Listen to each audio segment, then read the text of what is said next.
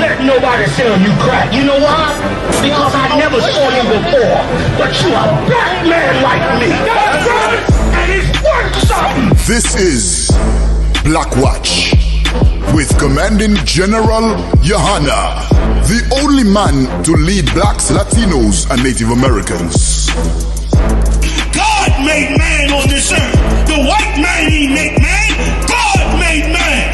God wants man to obey him. Bringing you real news. You don't need a black man in the White House. You need a black man in every black house. For many years, there's a lot of black people who didn't realize how deep the racism of white America was. You ain't gonna do nothing unless you decide where you gonna stand at with the Most High.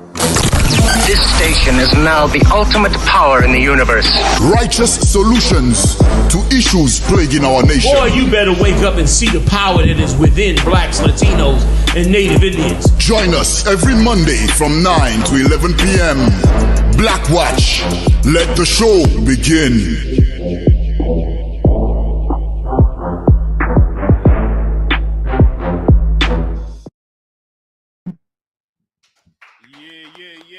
Yeah. What's going on, Israel? ISUPK.com is the website. I'm Commanding General Yahanna. I got the helm tonight, and we getting it in like we do every Monday night at 9 p.m. In the building with me, the heavy hitter himself, General Ma'aka'ala, holding it down, doing it, grooving it. General Muhammad will be back, Lord allow, next week. General Haas also back, Lord allow, next week. Also, Marah will be back, Lord allow, next week. Hebrew's getting busy all over the place, man. I'm glad you were able to join us tonight. We're going to get it in. We got a lot to talk about tonight. There's a lot going on in Black America that is, starting to flow in the right direction and starting to reveal a lot of the hidden things that they're caught up into. Like you getting caught up into not taking the vaccine or taking the vaccine is a distraction from what's really going on in this earth. That's a distraction, man. Okay?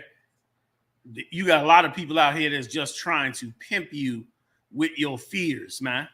You know what I mean? You've been going to the doctor getting vaccines since you was a baby. Okay? You've been doing that since, you were a toddler. The Most High is going to watch over this nation like he's always done. And so many people lost their lives needlessly, because they didn't adhere to the words of the Most High and instead allowed, poverty pimps to terrorize them and make them afraid of Esau and Esau's medicine and all of Esau's nonsense. And we as a people, let me tell you something. We as a people have been trained to be very, very afraid of everything with the white man. We're afraid of everything when it comes to him. Like he holds a power over us that should not be over us. And the Most High is going to stomp that daggone power out. Where are we going first, General? Fire, New York. New York City, yeah.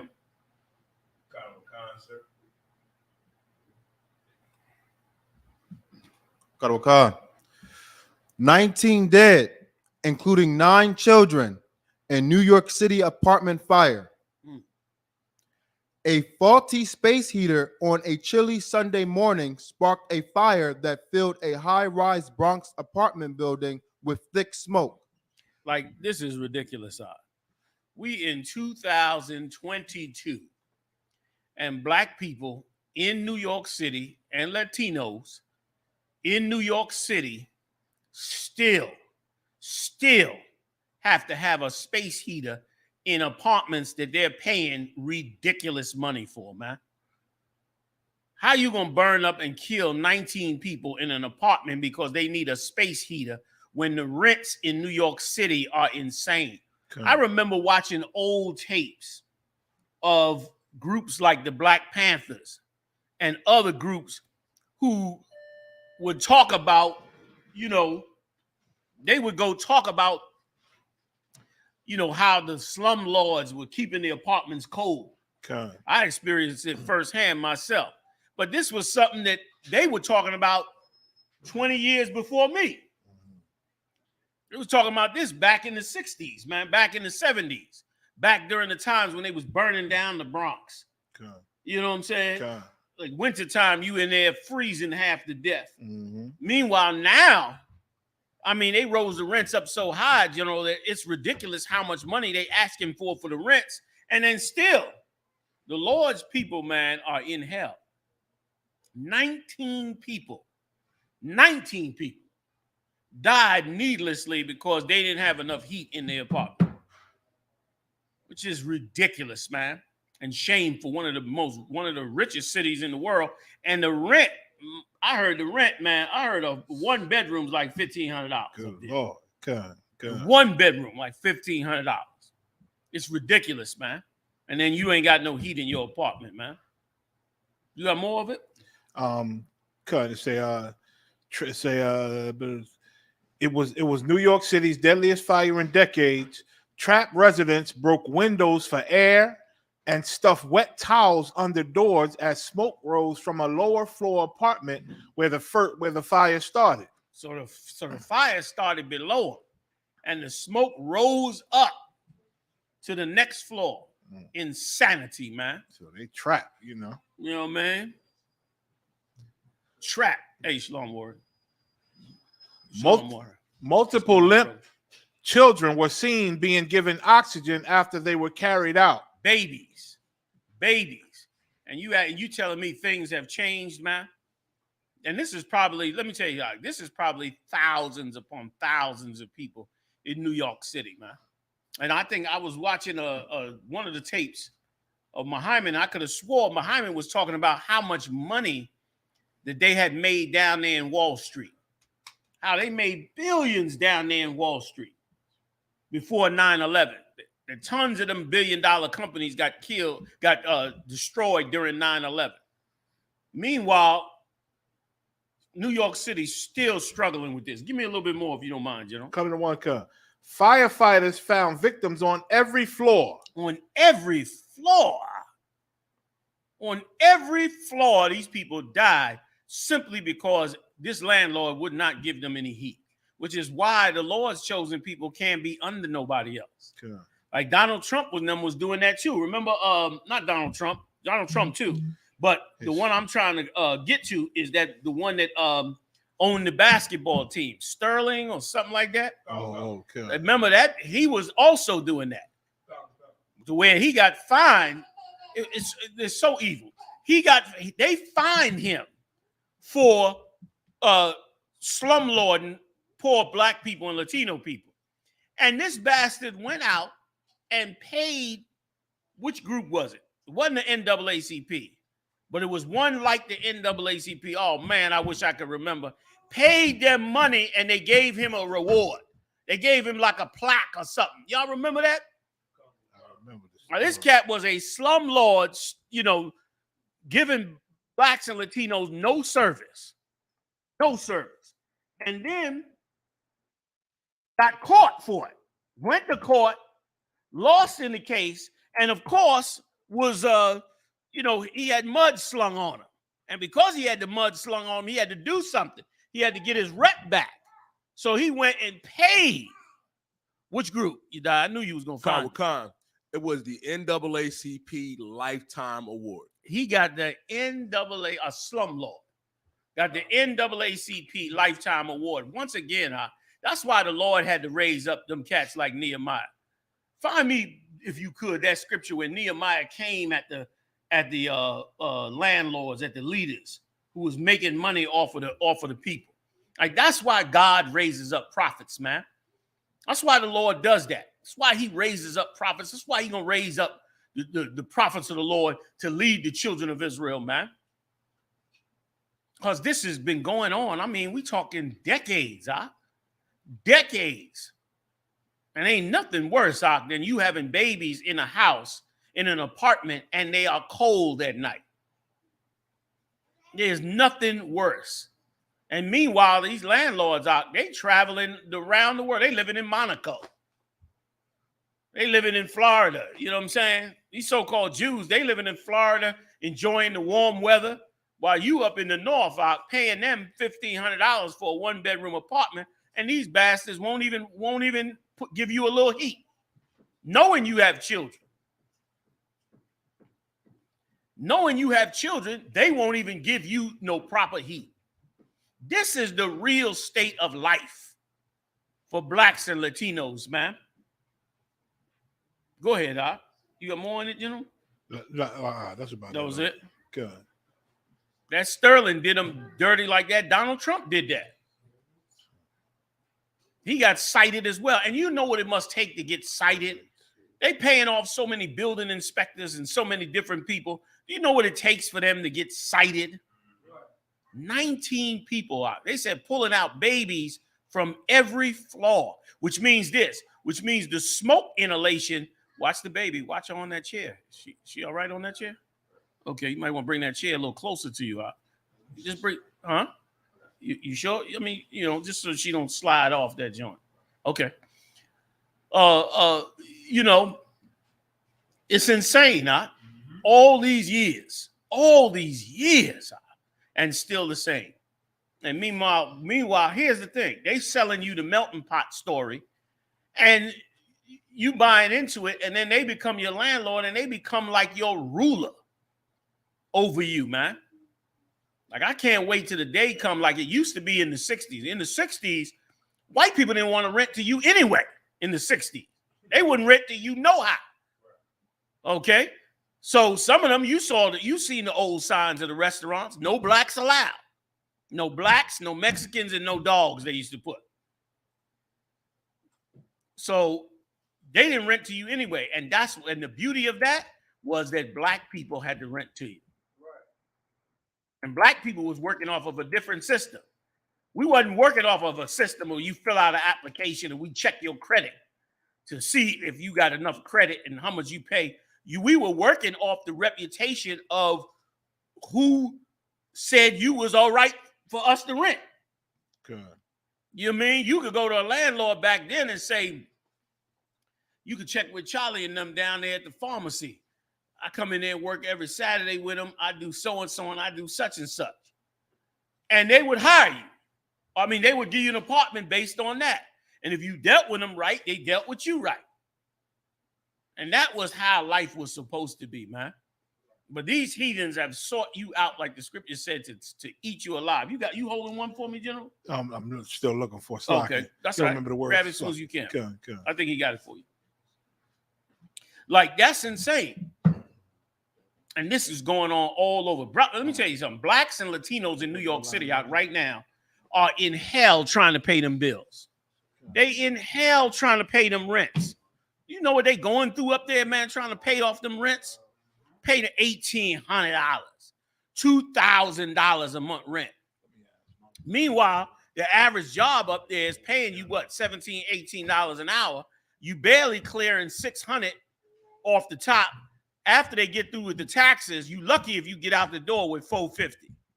Now, how you gonna $450 a week? That's twice a month. That's $1,800. How you gonna pay $1,850 rent? Plus utilities, plus feed yourself and your kids, plus pay the transportation, which is exuberant up there in New York. Like like once again, they built these cities just like it said in ancient Egypt. They built these treasure cities, and they starve and rob us. And here's the thing, man. When you start to get a little success in life, those of you that have, you forget how these people are suffering, man. But the Most High doesn't forget. And that's why judgment. Some of you done live deliciously in this empire, and you don't want the Lord to punish this place because you've been living good here. But I got bad news for you. The Most High sees the suffering of his people. And brother, he's going to come down on this place. And he should. He should. Like, no people should suffer forever. Okay. Like what people should suffer forever? Except maybe Esau. He says he's willing to, he's willing to let you suffer forever. Maybe he should suffer forever. You know what I mean? I want to see what he's going to look like after 800 years of slavery. Because I see what you look like after 400, and it ain't good. You ain't looking too good after 400 years under the whip. You understand? I saw a brother on the corner today. I mean, He said, we pulled over the car, brother. He's standing looking like he's in outer space, not even high. He in outer space from just suffering. He looked like he barely had a jacket on, warm enough to keep him warm. Looked like they just put him out of the shelter for the day and told him come back that evening. He was standing there freezing with a thin-ass jacket on. You know I had to try to help. Do my little part, you know what I'm saying? Like, that's where our head got to go. And then guess what? We'll start to come up. Now, you better start focusing on your nation while this pandemic is going on. This is the perfect time. Right. This is the perfect time to be focused on you and these 12 tribes and getting away from what is going on out here. A lot of people, they said people walking off these jobs out like crazy. Like the vibe, you wonder what this vibe is. Let me tell you what this vibe is. The vibe is exhaustion. People are spiritually exhausted. They're exhausted from being slaves. Like they've got like everything they learned in church. Now it's like, do what? The pandemic came, the church is closed, and now it's like they don't want to do nothing. Don't nobody want to focus on, you know, how many Tostitos you got this week, or what your grocery coupon. Don't nobody want to focus on that no more. Come on, you die. If I may, sir, what you bringing out is so heavy. You know, obviously I Bahaya myself slave at the same, supermarket franchise. And let me tell you something, sir. We talk all the time, and brothers is walking off the slavery. You know, I manage the back room. Them brothers, the truck drivers tell me they don't have enough people. You know what I mean? It's a lot of work. They got to pick, their own orders because it ain't nobody in the warehouse. Brothers is getting fed up, sir. They just walking off the slavery, and they not even calling and saying they quitting. They just staying home. I saw, if I may, sir, I was getting my hair braided by my sister, and Dr. Phil came on and was like, he said, if you have a relative or a loved one that is refusing to go back to work due to COVID, call it to me. I got bad news for Dr. Phil. Dr. Phil ain't helping nobody. Ain't nobody calling you like if you calling you to go back to the slavery when they have spent a year trying to figure out how they're going to feed themselves off the damn slavery. You think they're going back? Come on, man. They trying every way they can not to go back. And something else that's happening to a lot of blacks and Latinos too. And I ain't saying don't go to work.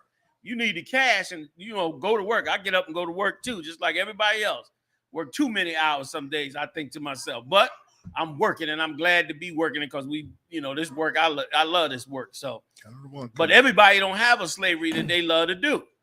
And so I'm not telling you to go or not to go, but I do know the vibe out here is like, damn this cat, like damn, and you better be nice to your workers because now bets are off. You know what I mean? People are sick and tired of Esau, sick and tired of the lies. The spell is coming off of them, and another thing, people are just gaining spirituality, man. Meaning they starting to look at things on another level. They starting to look past just, get this paycheck, pay these bills, get high on the weekend, and back to work Monday morning. They looking at things in a different way. Okay, a lot of people. Ain't everybody, a lot of people. And Esau is running into a problem because he can't get everybody back up in there to make all the treasure trove of money that he used to make. You understand? And sharing none of it with anybody. Multi-million-dollar companies, and a minute ago, think about this. A minute ago you was getting $7 an hour working for a fast food restaurant. $7.35 working in a fast food restaurant. You might get shot if you tell a nigga, gee, I'm gonna pay you $7.35. You might, how they had an interview down there in the restaurant. You might be at the restaurant interview and say, well, thank you, Mr. Johnson, for filling out the application. We're glad to hire you and bring you on board, and welcome to, ABC franchise. And we'll be paying you $8.10 an hour. Bop, bop, bop. Manager on the floor dead. I'm not telling nobody to do that, okay? Yeah, I got to say these disclaimers because Esau always call it. What did you mean? So, but my point is being this, that they had to go up to $14 and $15 an hour because people were sick of it. But the spell was on people so strong. The spell was on them so strong. And your religious leaders don't care about you because they're not even putting it back on up. So anyway, I don't want to run. But the point is, people are sick of this, man. And it's changing the tide. Okay. Go ahead. Where we going? Okay.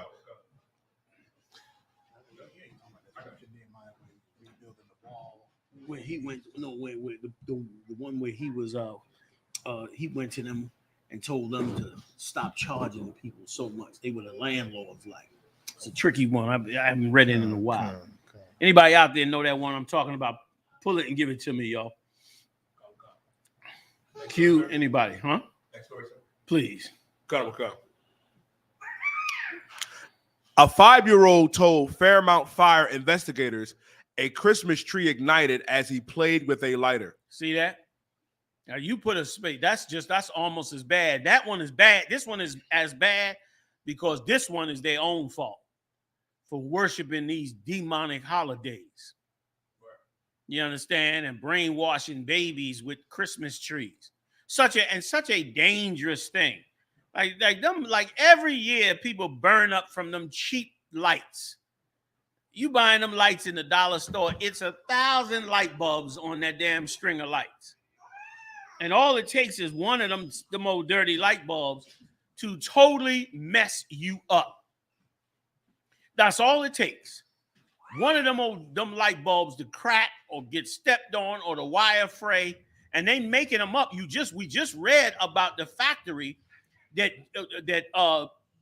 burnt down. What city was that factory in when the tornado came and it collapsed and killed all the brothers and sisters from Puerto Rico? Mayville, Kentucky. We just read how they were pressing upon them so hard to make them candles for the holiday. Well, they pressing on the factories as well in China and Korea to make them Christmas lights. Imagine that. You go celebrating an ancient Babylonian holiday and end up burning up your whole family. Go ahead, you die. A 5-year-old boy who escaped the fire that killed 12 people in a Fairmount apartment Wednesday. 12 people. Go ahead.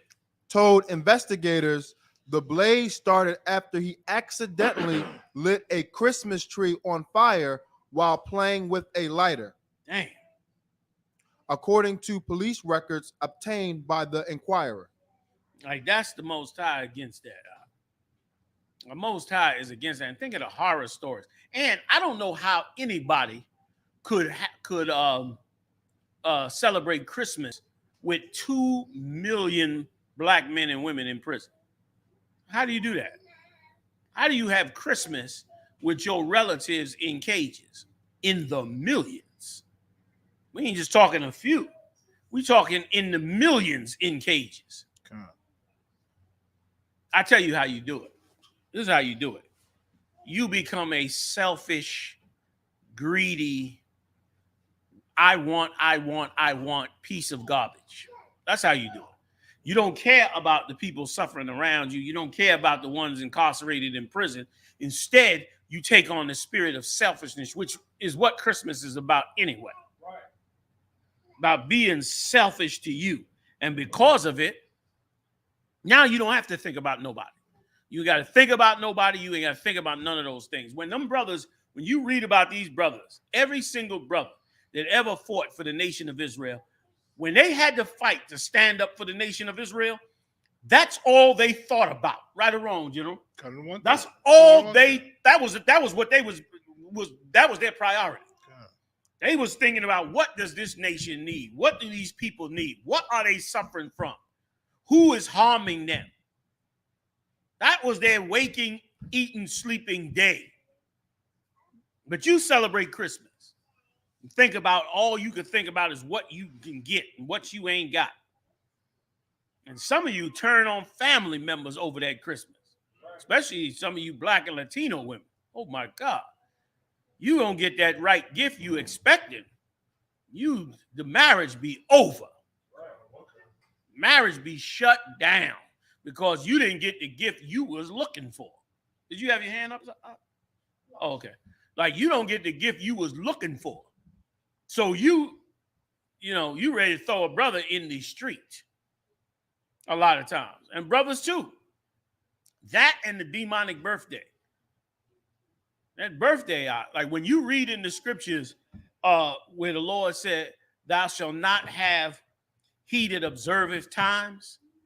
That's talking about your birthdays, your Christmas. Those are observations of time, man. The Lord called those an abomination. And here's the thing. This, I don't understand this. When I was coming up in the truth and learning, trying to learn about becoming conscious when I was really, really young, I didn't presume that I knew what the hell I was doing. You know what I'm saying? Like today, we just presume what we doing is right. You tell black people we shouldn't be celebrating birthdays. You would think after 400 years of slavery that they would at least say, well, why do you say that, brother? You would think that our Latino brothers would be like, well, why do you say that? No, brother, no. Before they even know or understand a single scripture, you already rejecting it because this is all you know. And you committed to the lie. You damn near have to be beat over the head with the truth before you recognize that maybe I'm wrong on this here. You understand? And to celebrate a holiday, man, where the Lord's people died for a tree to be in your house. God. And for you to die because somebody didn't put a space heat out. I'm running on. Go ahead, Joe. And listen, you're right. In this season, again, all the ornaments and the trees, all that is fuel for a fire. You know what I'm saying? I'll be wondering, damn, how did so many people die? Because that fire must have spread so damn fast with all the paper and the lights and the fake snow and all the stuff that feed the fire, even with the space heater. I'm sure they was decorated up. You know what I'm saying? And so now a little fire start. It spread quick, man. Quick.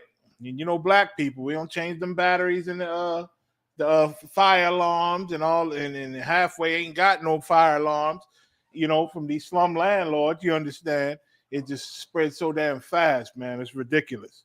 This holiday season, there's always stories like this every season with these holidays, but we continue to keep, filling our house with trees and electric right over the water. Some people still putting water under the damn tree. I don't know what that was ever about, but you know what I'm saying? It's like a fuel, like a mixture. It's a perfect storm for the fire. You know what I'm saying? Yeah, especially that live tree. It's a tree. Like, what do you put in the fireplace? Duh, wood. So you got a tree sitting in your house. It's been sitting in there a week with no water or water in the bottom of the pan, which is not enough water for it. It ain't being rained on. It's getting dry and brittle. And then one of the kids go and want to light something up. Click the lighter, brother. And that tree, like you said, probably go up. Poof. Like the whole house up, burn up the curtains, the rug, the couch. Before you know it, burning everybody out the damn building. And this is supposed to be signs and lessons for us, man. Let's keep going. That it on that story? Let's keep going. Come on. When first responders arrived at the 3-story row house before sunrise, the boy had made it out of the building. He then told a neighbor and later a paramedic, a firefighter, and hospital staff how the fire had started and that his mother had died. Damn. That kid is destroyed, Doc. Like, that kid is destroyed. Burnt down the house and killed his own mother in the house, worshiping this holiday. Crazy, Doc. Crazy. We need a new world. This world we in is about ready to wrap up. We need a new world now. Right or wrong, we need a new world, man. And that new world is being built by Christ. He's building that new world for us right now by raising up these brothers and sisters, man, bringing them into the truth, giving them their identity back. Like, black men have never been as awoken and as, revived as they are right now. They revived and awakened and open now that they got the truth. Whereas brothers who don't, you look at them, their spirit done went all the way down to the grave.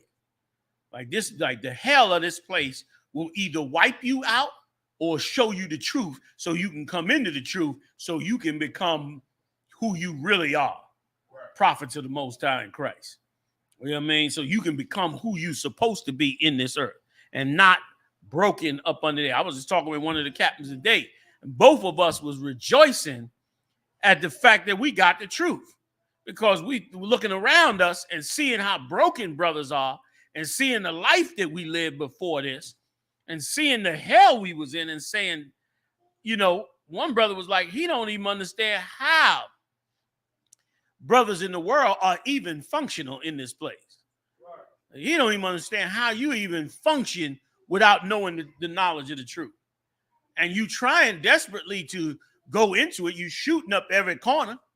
You desperately trying to, you know, make the gangster move alive. You desperately trying to, you know, become the man and come through the fire. But meanwhile, you just shooting up and killing everybody and killing yourself and killing your homies and just making a bloody mess of the whole damn place because it's not working.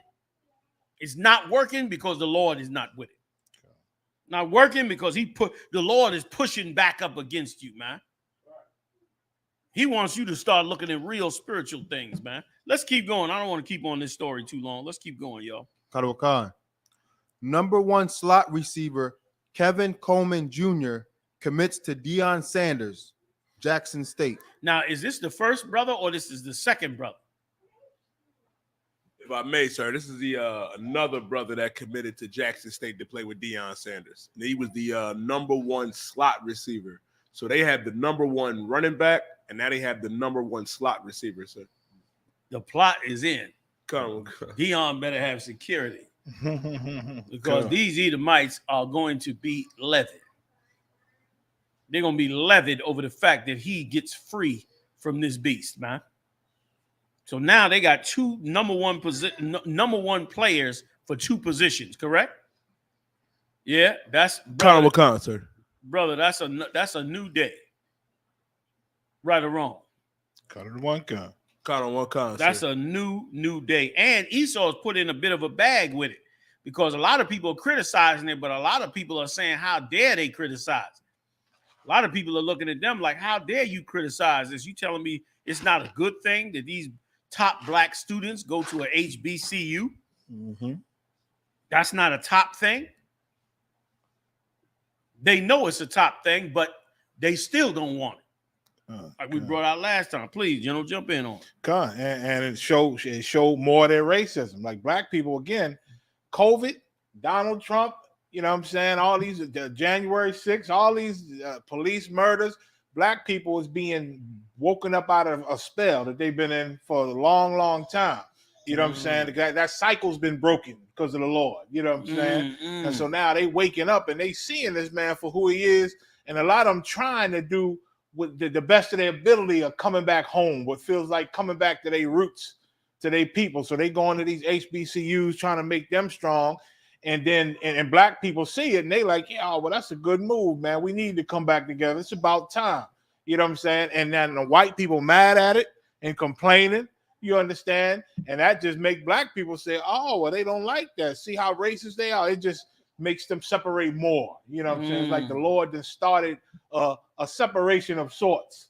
You know what I'm saying? They're just going to get deeper because white people going to show their anger. You know what I'm saying? Yeah. Man, I was trying to find this video, man. They with his college. I didn't get to it. I was going to do it on the Ask You the Prophet show, but we didn't get to it.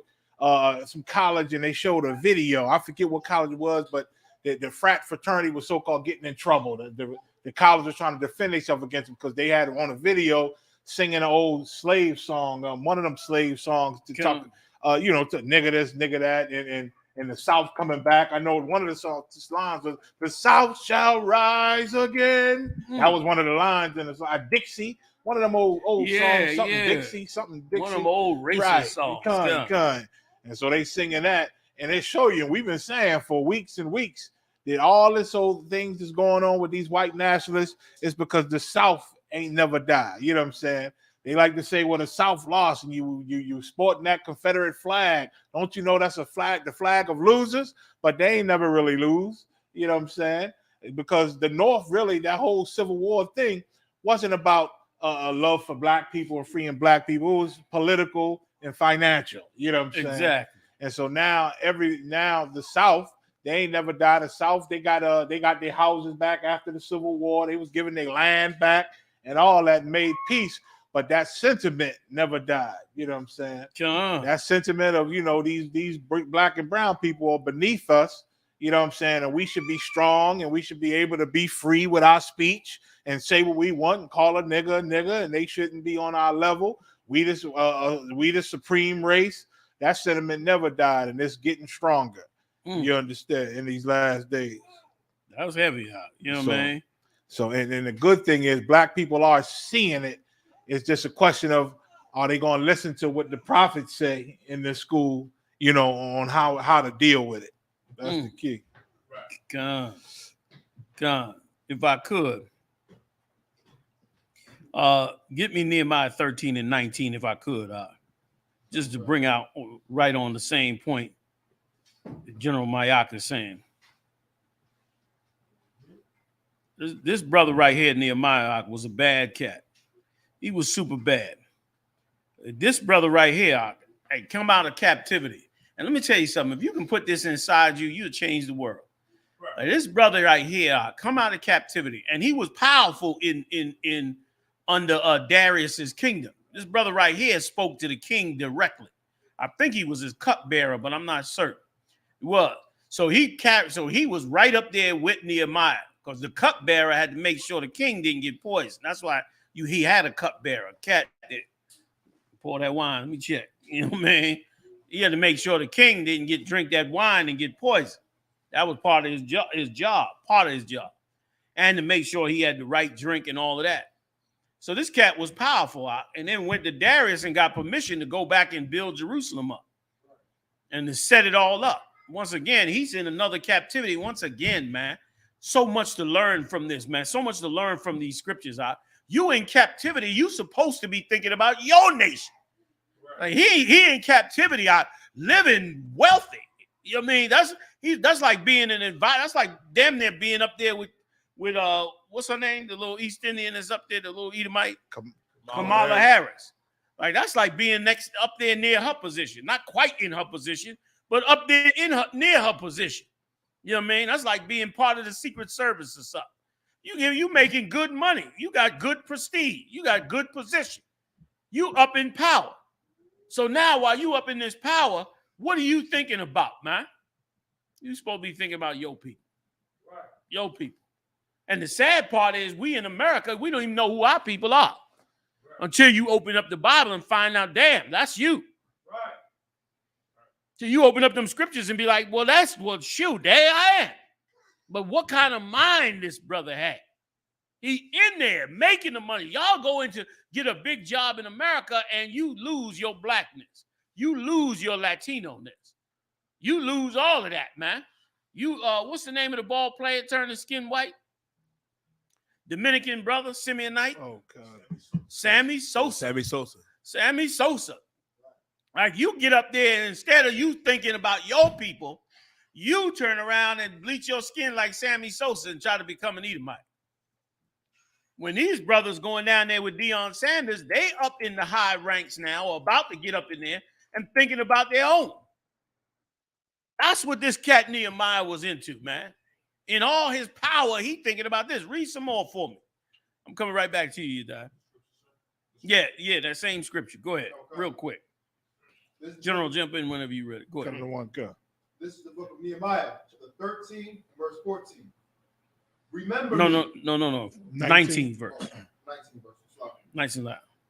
This is the book of Nehemiah, chapter 13, and verse 19.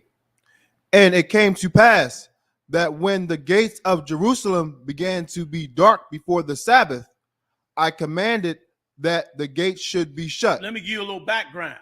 The reason Nehemiah commanded these gates to be shut, because the heathens who knew the children of Israel were supposed to be keeping the Sabbath, they would come into the gate of the city and bring all their merchandise to sell. They ain't selling it during the week. They coming in the Sabbath and selling it. So, of course, all of our people who's supposed to be trying to keep the Sabbath and get their laws and statutes back, instead, we down there shopping from the heathen. They getting rich while turning our high holy day, turning our days down. Like disrespecting our days, but selling us everything we need. Now tell me that ain't us in America right now. You want toilet paper? Who you going to? You want socks on your feet, drawers on you? Who you going to? Hell, you want a glass of water? Who you going to? They was doing the same thing. Only difference was they was doing it desecrating our high holy day, just like they do today with them churches. Mm-hmm. Try to change the day, the Sabbath day, from Saturday to Sunday. Right. Because they sun worshipers. Right. When meanwhile, Nehemiah, he's struggling trying to put the brothers and sisters back together, and he can't get it done because these heathens is in there on the Sabbath enticing the people to go shop from them. So he said, man, when the sun go down Friday, lock the damn gate, man. So he locked the gate. Bob, read a little more, please. Nice and loud. And charged that they should not be open till after the Sabbath. He said, lock that gate. Don't open it till after the Sabbath. Go ahead.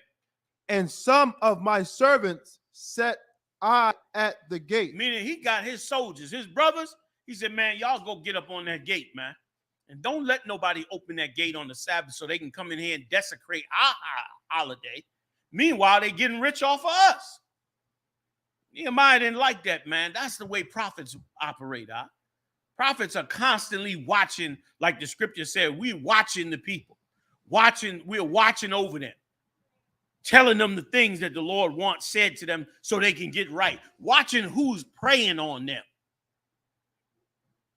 Who's praying on them? Who's plotting on them? That's why here in the Israelite school UPK, like we hold the crown trophy of exposing evil things against black people. Because, brother, we came up. Let me tell you something. The ISUPK is off the chain. Because we're the only ones that came up against the one institution nobody dared come up against. And that was not the white man. Everybody speaks, oh, the white man, the white man. We checked on the white man's nonsense too. But you know what institution nobody wanted to come up against was that damn church. Right. And when we used to come out with it, it was like, what? How dare you talk about the church? How dare you talk about my preacher? Over time, everybody starts seeing, wait a minute. Then the Lord was giving you signs because you going in there on Sunday and the man, supposed to be a man, up there leading the choir ain't really being a man. Good. Flag. Good. You start getting flags. Good. You know what I mean? You seeing the people struggle, you know they need help. And meanwhile, there's a Rolls Royce parked outside. Flag. You start seeing the flags. But before that, the witchcraft had you. Nehemiah, a prophet, was seeing these flags, man. And he said, man, shut the gate, man. Don't even open that gate. He put his soldiers, he said he put his servants, meaning them brothers at work was under him. Said, no. Lock that gate. Don't let them get in. Give me a little bit more. I'm going to run it a little bit. Just a little bit. That there should no burden be brought in on the Sabbath day. No burden be brought in on the Sabbath. 20th verse. Keep going. Verse 20. So the merchants and sellers of all kind of ware lodged without Jerusalem once or twice. They stayed outside once or twice, thinking they're going to open the gate. The people going to make them open the gate. They're going to want to come open the gate. Go ahead, 21st verse. Verse 21. Then I testified against them and said unto them, why lodge ye about the wall? If ye do so again, I will lay hands on you. That's a prophet of God. Boy, I can't wait till we get that pop. That's the level we need to be able to go to. He said, look, man, why you out here trying to wait for us to get the gate open so y'all can sell on the Sabbath? We done told you. We going back to the Most High. We following his law and statutes. What are you doing here? If you come out here again, I'm going to fall on y'all. I'm going to lay hands on y'all. Don't come out here trying to sell on the Sabbath day. That's what like you think a prophet is an old sweet boy like you got in church? He said, look, man, don't come out here doing this no more, man. You do it again, man, I'm going to fall on you, man. You disrespecting our God. You disrespecting our holiday. And that's why black people got to have their own. Right. Latino people got to have their own. I don't want no God from no other nation. I want the nigga God. And that's why I say it like I say it. People get offended when I say it. I say it like I say it because I want to be clear. I want to be clear that I want the God of niggas, not the God of everybody. Right. Not all these other gods y'all got that come from every other nation. I want the one guy that represents niggas. You understand? That's the God I want to talk to. That's right. And I found him in these scriptures. I found him, man. And he's the baddest of the baddest of the baddest, man. And he represents blacks, Latinos, and Native Indians, man. And that's what Nehemiah was fighting for. And got them heathens out of there, Maya. Right or wrong? Got it one gun. Give me a little bit more, you die, please. I mean, it had to seem like the perfect situation, but it's just that we wasn't seeing that they doing this on the Sabbath on purpose. Yes. You know what I'm saying? Even though when getting this good stuff, we need it. Why they got to do it on the Sabbath? Much like today, to get you in the holiday spirit, that's when all the sales are. And when go ahead. That's when you got your time off work. That's where you can go bust them grills out. And you get into the whole spirit of the holiday. Listen, you so right, brother. You understand? 4th of July come around, Kingsford charcoal, half price at Acme. You know what I'm saying? Right or wrong? You know what I'm saying? Every supermarket. Fireworks. Every supermarket got chopped meat on sale. The jumbo pack. You can't get halfway get chopped meat no other time of year. Come that part, every Frank hot dog company, you know what I'm saying? Kosher, ballpark Franks, you know, every Frankfurter, you know, you know, what they call them, Frank Munger is out selling damn hot dogs. Because like you said, they're going to bring you in on their holiday. The hell with that Saturday. That Saturday, they don't want, a lot of jobs, you got to go to work on Saturday. You don't want you in there on that. They want you taking the sun god's day off. That's the day they want you to take off, not your days. You understand? Forget about the other high holy days. The so-called Jew do it, and he don't invite nobody to come do it with him. He could give a damn. In most cases, he ain't even bringing you in the temple with him. Not that nobody want to go in there with him, but he ain't even trying to have you go in there. That's for him. You understand? In his mind. Of course, following. Sorry, we got it. Of course, in his mind, following. You got it? I'm bringing it up. There you go. Yeah, you just got to bring it up. Then when you sit in this shit, yeah, there you go. You understand? In his mind, that's for him and not for you. And so that's why he's pushing it for him. And why as a black man, Latino man, Native Indian man, you spent 400 years here. You got to find who you are. And you ain't going to find who you are worshiping some other nation's God. You will never, ever, ever, ever find the truth out worshiping another nation's God. And you will never be fulfilled because your God made a covenant with your fathers to make you whole, man, to make you where you didn't have to be subservient to another nation. You go worship another nation's God, you subservient to the people who created that God. No matter how much they tell you, oh, our God believe in everybody. White men tell you that all the time. Jesus died for everybody. But I don't see too many integrated churches, do you? No. You got black churches and you got white churches. And big shout out to Captain Kahuntham Yard. He came out and exposed how he went down there and blazed on them at what is it called? The Southern National Southern Christian Conference or something like that. I forget the exact name. Y'all know what it is out there. Say again? No, it's a convention of all the church leaders. And he went down there, man, to check them church leaders because here's what the white church leaders said. They told the black church leaders, the white church leaders told the black church leaders that you are not to do any teaching on a black Jesus. They told them that. And here's what else got revealed. It come to find out tons of these black churches were financed by big white churches. So you think this is a black church, Meanwhile, this black church is paying interest on a loan from a rich white church that got the money to finance that black church. And in doing it, they dictating what that black church can preach.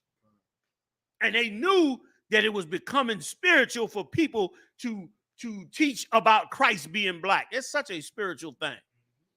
They knew that it was getting too much into the ether, so to speak, of black people. And they quickly said, "No, we killing that." After this story, I want you to do that story where they ban all of that critical race theory. Let's do that one after this. But I want to finish on this, and no, don't leave yet, because I want you to read Nehemiah for me. All right, like that's what was going on. You know what I'm saying, General? Like they were making these black churches shut their mouths about Christ being black, the people in the Bible being black, and they quieted their mouths until the pandemic came. Pandemic came and put them black churches out of business. Put them out of business. Now they got to rethink their strategy. And we got the lane. Pass us the ball. We taking it right through the goalposts. We ain't kicking. we going on 4th down. Yeah, we going in the end zone. Go ahead. It was the Southern Christian Leadership Conference? I think that's it. The Southern Christian Leadership Conference. Captain Kahuntham Yard and them brothers, man, they went down there, man. And the brothers came out and said, the brothers that was in them churches came out and said, yes, we was told that we could not teach anything on Jesus being black. They said they were told that. So once again, everybody wants you to worship their gods because that's how they enslave you, man. Right. You got to find the God of niggas, man. That's right, sir. You know what I mean? And I know that, sound derogatory to you on the surface, but if you understood what I understood, you don't know how much a compliment to God that is. Got it one, God. Right or wrong, Got it one, God. They don't understand it yet. It's early in your awakening, so you don't really understand that yet. But over time, you're going to realize exactly what I'm saying, and you're going to say, damn, that was deep. Because you're going to realize that who is the God of black people and Latino people? We got to get it from them? Nah, brother, wake up. Wake up. If you could give me a little bit more, General, on this. I don't want to run too much. We over 10. Give me a little bit more on this Nehemiah. I just want to get a little more of what Nehemiah said after he threatened them, all right? From that time forth came where you at. This is the book of Nehemiah, chapter 13 and verse 21 at the end. Go ahead. From that time forth came they no more on the Sabbath. Go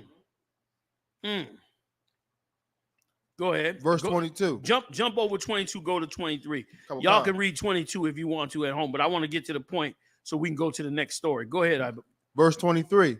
In those days also saw I Jews that had married wives of Ashdod, of Ammon, and of Moab. Okay, these are all heathens. Moab is the Chinese, Ammon is the Japanese, and Ashdod are Edomites. This is who was sitting over there right on the borders of our land. The Orientals at one time lived in what you know today as the land of Jordan, which was on the coast which was the east coast of our country. They used to live on that coast. Years later, they got pushed all the way into the Far East. But there was a time when they lived on that coast over there by Jordan, and we had to deal with them. And our people got mixed up with them like we do whenever we go into captivity. Now, think this through. Y'all got to think this through, y'all brothers and sisters out there, so you can gain something like we gained it. Here's Nehemiah trying to rebuild the children of Israel. And now we read in the story that these brothers were marrying women from other nations. Where does that go on at? And it's pushed at? Right here in America, right or wrong? Right here in this empire, which shows you that this ain't nothing new. We act like this is a whole new world. And we all learning new things. We ain't learning nothing new. All this been going on since the beginning of time. The only problem is you've been the slave since the beginning of time. And that's what these brothers was doing, the exact same thing you do. You get a football contract, you marry a white woman. You become a big tech savvy guy, you go marry an Oriental or an Asian, right or wrong. All of them, especially them Edomites. Them Edomites love to marry them Asians. God. And a lot of you brothers was doing it too, especially in the 70s. Oh my God. Bruce Lee came over here with one kung fu movie. And every last one of you went over there and got you a Oriental girl. God. They came out with what is it? Crouching Tiger, Hidden Dragon. Oh my God. God. The dowry on them Orientals must have went through the roof. God. God. You thought you had the perfect woman. You thought you had something special till you saw her in the Chinese restaurant making your faux chicken wings and fried rice. Then you realize it wasn't nothing special. But you was under the spell because that's what was being pushed by the heathens, man. Right or wrong? Got it in one gun. And again with that cat, the Bruce Leroy cat. I forget the name of that movie. Last Dragon. Oh, you know what I'm saying? God. You wanted to be the Chinaman after that. Good. You know what I mean? Like meanwhile, Show Nuff was the Show Nuff. He was the man. You know what I mean? Like Show Nuff was trying to be him. This cat was sitting up there trying to go to a cookie factory to find the Lord. In the end, of course, they had to get. He was in wasn't that a fortune cookie factory? Cut on what kind, sir? Like they just shame us in every movie, man. Come on, you die. They just shame us. The saving grace of that, sir, is that the Timac is a devil. His father's a devil. That's the only saving. Is that grace. right? Okay, cut on what kind, sir? God. That was shameful, man. Made us look for God in a cookie factory. That was messed up. And listen, and the movie made mockery of us not knowing who we was. It was like a joke. Like we didn't know who we was. We didn't know who to be. We didn't know how to act. That's what they were trying to say in the movie. But they was trying to say, but whatever you do, don't you be that wild hair wearing, don't give a damn talking black man wearing flashy red garments. Don't be him. You know what I'm saying? It was just another shameful thing, man, that they pushed. Go ahead, Art. Verse 24. And their children spake half in the speech of Ashdod and could not speak in the Jews' language. They spoke half in the language of the Edomites, like we are today. We don't speak our language today. We fighting to get our language back.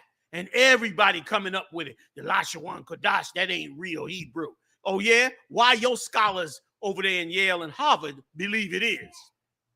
Why do they believe it is? Okay? While you not believing it is, the Lashawan Kodash is the actual holy tongue returned in the earth by the Most High through the Israelite school. That's right. Practical knowledge. That's right. Okay? Meanwhile, that's what we were doing. We were taking on the language of the other nations, man, and trying to be in their language and their culture. We did this all through history. We put on the dashiki to be African. 70s came, we had the Chinese slippers on and the kung fu uniforms. Y'all remember that? You know what I mean? Every other thing, what's his name? The black martial artists. They had him in the movie with Bruce Lee. Of course, he got killed first. Jim Kelly, my nigga. I grew up on Jim Kelly. Still love that brother, man. He was cool. He was bad. He was tough. Fought the cops. They know how we supposed to be. That's why they had him fight the cops. Right. Ain't nobody else had to fight the cops but him. But of course, they had to let the Moabite kill him first and torture him and brutalize him when he was battered in them all. You know what I'm saying? God. Jim Kelly. Y'all that might be a little, y'all looking at me like, what the hell is he talking about? Y'all don't know about none of that. Damn, boy, I'm way over their head. They like, you don't know what the hell you talking about, Salaki. Well, you gotta look up the Bruce Lee movies, man. Okay, so you can understand. There you go. So you can understand Bruce Lee is one of the first ones to prominently introduce martial arts in the United States. But prior to that, you had the movies, like the Wu-Tang Clan sort of mimic a little bit. You had those type of martial arts movies. But But Bruce Lee came and made the movies more modern. And he got famous for it. And then he started teaching classes. He was full of a ton of philosophy with it and got famous in Hollywood. And then they supposedly killed him. You know, there's all kind of rumors that they killed him and killed his son because he revealed stuff and all that. Who knows? Probably some Chinese mafia nonsense. They probably financed him and he ain't pay their ass. Who the hell knows? But anyway, the point is he was famous in it. And then, but black martial artists are the ones who were real in the game. And how many of y'all heard of the K1 tournaments? Y'all ever heard of that? Heard of the K1 tournaments? Here's what you do. Go on YouTube, those of you out there, and look up the first K1 tournament. I'm gonna tell you about it because my people were involved in it. The first K1 tournament, the very first K1 tournament was fought the United States against Japan. And guess what? They had no white martial artists on the team. Guess who was on the team? All black men. Okay. Now, the Japanese won the K1 tournament, but do you know how they won the K1 tournament? Not because they were better martial artists, but they used a simple technique of kicking the ankle of all the black martial artists as a tool. They taught them, they taught all the Japanese artists just kick their ankle until they can't stand on it no more. And that was the technique they used to win the first K1 tournament. Okay. And you're going to see a guy named Thomas Martin. Okay. I grew up, his son and I grew up together and grew up into the martial arts way, way back then. His father used to teach the martial arts. They was deep into it, the ginseng and all that. I came into the truth. Thank the Most High. I found my full identity. But we was definitely starting off looking at the Oriental world and adapting their identity. You know what I'm saying? But at some point, the Lord broke me off and I went into the truth. And he kind of went into, you know, the Oriental way of life to a certain degree. But then eventually he dropped them too. Eventually, as a people started to wake up, he dropped them too. But they were the first K1s to go over there and fight the Japanese. We started all that. We were the masculine ones back then. Go ahead. What you bringing out is so heavy, General. There was a brother. It's a famous black martial artist named Victor Moore. Okay. And this brother was bad. So like he actually defeated Bruce Lee, Chuck Norris, and others, and ridiculed Bruce Lee for just being an actor. That's right.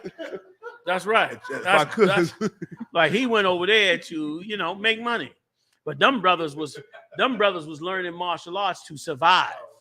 Like while Bruce Lee was in Hollywood, these brothers was on these streets fighting against these cops trying to survive, learning martial arts for self-defense. Meanwhile, they were over there, you know, doing the Hollywood thing.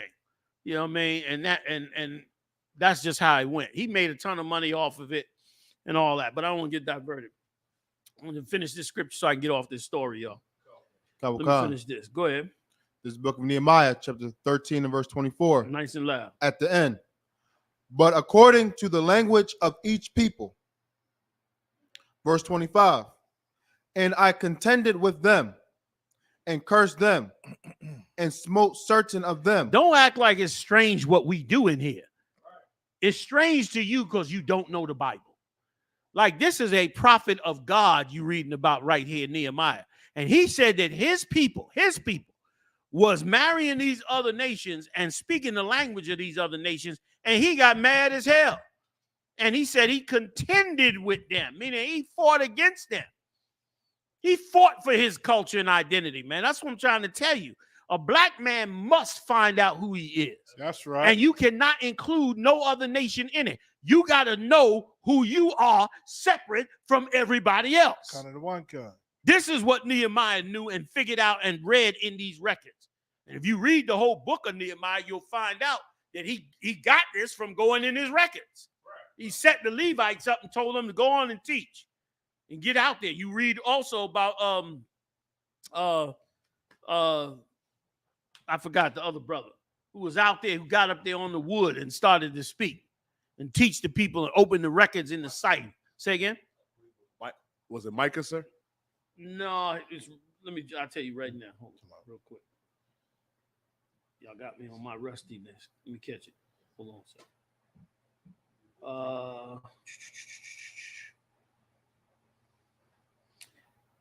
Ezra, Salaki. Ezra did that. Them brothers did that, man. They were in that spirit. And that's the spirit supposed to be in us.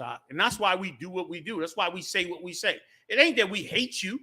It ain't that we hate you because we tell you that your God is a God of another nation. We don't hate you. We love ours, regardless. And that's the beauty about the truth. We love ours regardless of what God or foolishness they gone into. We don't got to go into it and going to try to teach you to come out of it so you can see on a different level. You understand? But you take it the wrong way and don't understand why we saying it when we trying to show you something. That there's more to you than your subservience under another nation, man. There's more to you than that. These nations don't have to submit themselves under nobody else. And some of the poorest and smallest nations, they might be having to give tribute, but they got their own identity, their own belief system, their own God. You can look at Haiti. Haiti poor as hell. They still holding on to voodoo. They need to get rid of that, but you get my point. They still holding on to it. Because they trying to hold on to some sense of themselves. Black man, Latino man, Native Indian man, West Indian man. You better wake up, man. You better wake up. Last bit of it. Go ahead. Give it to me. Tell them where you at. And plucked off their hair. And he plucked off he ripped their hair out their head of these sisters, man. Go ahead. And made them swear by God, saying, ye shall not give your daughters unto their sons. You hear that? He made them swear not to give their daughters unto their sons. To keep your heathen children away from our people. And Nehemiah was trying to put us back together after being enslaved in Babylon. But you can't fault the prophets of the Lord who want to put you back together without bringing the heathens with them. Right. How you going to fault them for that, General? Good. Right or wrong? Right, correct. You can't fault them for that. That's what Nehemiah did, and he was successful at it. He was successful at it. You understand? He restored the children of Israel, got the heathens out, fought them on the wall. That's the job of a prophet of God. Good. The real job of a prophet of God. Kind of the one kind. You know what I'm saying? That's what's supposed to be filled inside of you. You're supposed to look at the landscape. And here's the thing. Here's how they got you so brainwashed. And this is the preachers in the church's fault. And I'm going to get up off this. The way they have you brainwashed is by constantly feeding you the propaganda lie that it is your fault. And let me tell you something. Joseph Goebbels, the Nazi propagandist, made it part of his business to constantly teach and push that what was happening to the white Jews was their own fault. That's what he did. It was their own fault. He used to make movies. Joseph Goebbels was something. He used to make movies, right? And this is what he used to do. He would go on the street where there were well-to-do white Jews, right? They had fur coats on and they had a little money in Germany. Even though the Nazis were ruling, they still had some money and was still living, right? Before they really went into the so-called final solution.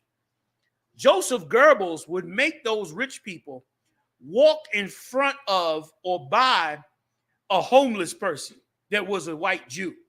And he would film it. And then he would play it in the theaters and say in the film, you see, they don't even care about their own poor because they know that their own poor are the ones that caused this. And so in the minds of the Germans, it was like, well, it ain't our fault that the Jews are going through what they're going through. It's their own fault. I don't know if y'all get where I'm coming from. Got it in one gun. That's exactly what is being done to us in this empire. Yes. Our wealthy and powerful people are saying, it's them poor people. It's them ghetto people. It's that music. It's them, it's them projects. And made them think that this was these poor people's fault and not the fault of the people that was oppressing those poor people. They propagandize against you, man. That's why you got to wake up and find you in your own. I'm off of it, man. We can go to the next story. Y'all ready? You was gonna say something. I told you. I said I was gonna come back to you. So okay, let's keep going. Florida school bans teaching critical race theory, gender fluidity, and mainstream narrative surrounding COVID. If you don't think you're in a new country and in a new era, you are a fool. You are an absolute fool. Because one of the bedrock, listen to me good, one of the bedrock laws and rules of the United States was to never, ever destroy books. Where did that come from? The Nazi Party. The Nazis burned books written by white Jews. Once again, it's such a lesson. Like Hitler got played. He wanted to wipe out the Jews, so the Lord gave him the white ones. He went and wiped out his own people, thinking he was wiping out Jews. But these empires today learned from them and said, well, we can do that too. Now that we know who the real Jews are, we can do that too. Well, what they did back then was they had book burning session where they piled a bonfire up and throw thousands and thousands of books into the fire because they didn't want the Germans reading these stories of sensitivity or of suffering from the Jews. They didn't want these white Jews writing stories and books and pamphlets and articles stating what they've been suffering because they knew the Germans would read it and be like, oh, this ain't right. We shouldn't treat these people like this. They wanted the Germans to be sanitized from it. So they started burning books and burnt all thousands of books. Well, guess what? That's what this empire is beginning to do right now. They ban in this ban, and I'm gonna let Ibad read it. They banned 850 black books in Florida. That's unprecedented. That's unheard of. It damn near might be unconstitutional. It might be unconstitutional, but it doesn't even matter. It doesn't matter because in their empire, they do what the hell they want to do. Go ahead. I'm gonna name some of these books. Go ahead. Kawakan. The school also said the U.S. is in an era of unprecedented censorship. Unprecedented censorship. Go ahead. A Florida school has a policy against teaching critical race theory. And in that policy, and this man's such a beast. He's not banning just the 1611 Project. Now he gonna ban every book that sounds like it might show some black suffering. Go ahead. Arguing that such curriculum is the result of a controlled message from the media. Right. They saying they ain't gonna say it's a controlled message from blacks. They don't want to do that. But they saying it's a controlled message from the media. The media is doing it. Okay. Go ahead. Go ahead, General. Please. As a school, we do not subscribe to or promote critical race theory. As a school, they said we ain't gonna do it. Meanwhile, they got rid of 850 books. No, that's it. Go Maya, you got to bring out what you mentioned to me earlier about it. Where you had saw that tape. Right, a video. It was a black woman arguing. First, the white woman. When I saw the video, the white woman, it was just some meeting, concerning these books and banning what books, and the white woman was saying, she don't think it's right to allow certain things in the libraries, and she don't think it's right to stop other books. Like she was offended that they stopped. She brought up Tom Sawyer and them regular old, the old good old day books that you learn in school. And she didn't want all these new books about critical race theory and whatnot brought into the schools or the libraries because it's offensive. And the black woman said, well, we shouldn't censor these books coming into the library. People should have a choice. If they want to go see these books with critical race theory, they should have that choice. And the ones that are offended should have the choice to avoid them and not read them if they don't want to. Because we grew up with books like To Kill a Mockingbird, was talking about niggas all throughout the book and the movie and everything, but it was part of the teaching system, you know what I'm saying, in school. And so, it's just a big debate on whether, and white people can't never get it unless it offends them, they can get that. Right. But they can't get the slaves. That they offend the slaves and you complaining. That's a lot. That part they don't never get. Good. You know what I'm saying? And it's so amazing. We had to grow up in such a racist educational system. Good. They didn't have no problem with that. Good. But now that they got now it's being told to them that they got to have a system that brings out the evils that they did. Good. They don't want to hear it no more. Good. Now it's, man, the hell with them. Good. And the hell with them books. And not only, like you said, not just not teach them in school. They want them out the library. They don't even want you to be able to find these books no more. Good. And listen, let me show you a couple of these books. With some of these books, you're gonna know because they popular. And I'm just giving you a few of them. A Good Kind of Trouble by Lisa Moore Rahman. Another one called Castle, The Origins of Our Discontent by Isabel Wilkerson. You know this one, The New Jim Crow by Michelle Alexander. She's the one that wrote that book talking about how the entire prison system was the new Jim Crow system. The book, she became famous. The book became famous. They just banned her book in Florida. Okay. V for Vendetta by Alan Moore. Everybody heard that. They made a movie about that. Okay. Check this out. The Indian Removal Act, Trail of Tears by Susan E. Hammond. They banned the Trail of Tears, which is, a staple in Black education. Right. The Black Power Movement and Civil Unrest by Kerry Hilton. That's another one that was well known. And that's just a couple of books from the 850 books that they just banned. Do me 1, 2 out with ice and coke. Thanks. You understand that they just banned. What the hell is going on in this empire, man? I'll tell you what's going on in this empire. They feeling the heat that the Lord is freeing you, just like the scripture said. The devil coming down on me, knowing he had but a little time. Knowing that he had but a little time. I appreciate that. He know he got a little bit of time. So he coming down on you now. And brother, he's trying to line himself up to make sure that he's on top of you when that time comes, man. And I said this already. What you saw going on at the Capitol is coming to a neighborhood near you. Because they like any animal. They can't take over the Capitol, but they can go chase after Black people. Mm-hmm. And they working their way that way right now. Okay, go ahead. Gender fluidity or the mainstream narrative surrounding COVID. All hot topics that many schools are now choosing to teach as factual rather than as the theories they are. Reads a section of the website for the Center Academy, a private school in Miami, Florida.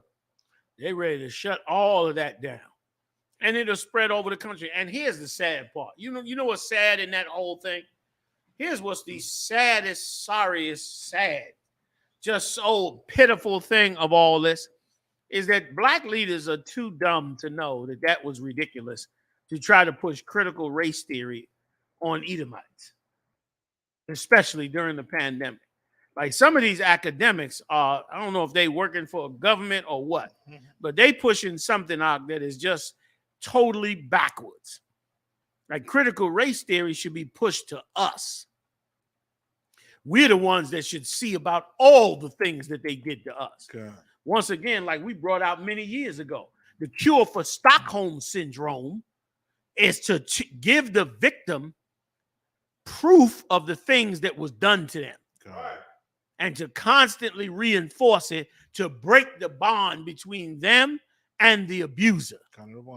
That's what has to happen with Blacks and Latinos and Native Indians. You got to see all the things he's done to you so you could break from him and begin to help yourself, man. Begin to add to yourself as a people. Go ahead. You was going to say something, General? Let's get into it. You got more in there? The policy comes as debate has raged in recent months about the inclusion of elements of critical race theory in school curriculum. Right. Like you fighting to put this in the school curriculum for Edomites. I just don't get it. Why not fight to have black schools? Like you're gonna fight for white America to have to learn about every evil thing they did to you and expect them to accept it and digest it and become a part of it, and whole states are banning your books. They doing something that's unprecedented, like you said in the beginning of that article. Said it was unprecedented, and it's unprecedented because that's where they go when it comes to you trying to push your inclusion on them. And haven't we learned from Brown versus Board of Education? Like, haven't we learned a damn thing, man? Them black kids got abused and spit on and kicked over and everything else. And now go to Chicago and go to a black elementary school. Bring a bulletproof vest. Because they have destroyed God's people, man. Cut in one cut. Destroyed the Lord's children. So instead of you waking up and saying, why are we pushing this on them? Let's go teach our people this. You sit up there, man, and do something stupid and try to push it down their throat. God. Just dumb and stupid as it could be. Dumb and stupid and simple as it possibly could be. Go ahead. With proponents arguing that the lessons are needed to inform students about the country's past injustices. Right, like they got to inform students about the country's past injustice. Now, which students? I know they ain't talking about black students. They still catch it. Like, why do they got to inform black students about it? So what are they talking about? They're talking about informing white students. They want white students to learn how evil they were. They know how evil they are. They drive through Compton and the Bronx and Harlem and every other area every day. Let me tell you something, Mark. I remember in the 80s. I don't know if y'all remember this. I mean, y'all probably don't. In the 80s, do you know that they used to have bus tours that went through Harlem? And them bus tours was just like Edomites going on safari. They were double-decker buses, and the Edomites was up high on the second deck with their cameras and would ride through Harlem and snap pictures of black people walking down the street. I mean, it was the spectacle of it was the humiliation of your life. God. They in a tour bus riding down Lenox Avenue with a camera snapping your picture as you go get an icy from the coquilla truck. Like it was safari to go see the jungle. God. What a joke. It's ridiculous. Go ahead, Art. No, not you. About the brother asking the question. I'm sorry? They still doing it up there?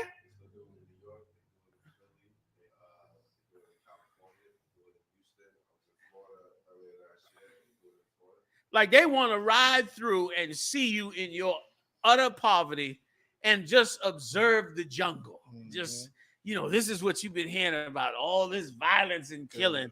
Here it is. I mean, it's shameful on a whole nother level. You looking for the bathroom? It's to the back. Yeah, there you go. It's shameful on another level.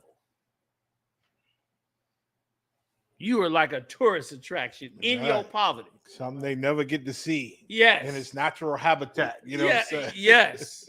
Something they can be ashamed of. I didn't know it was still going on. Go ahead, Doc. Sir, if I could, like a lot of, these suburban kids, they are obsessed with the Chicago gang life.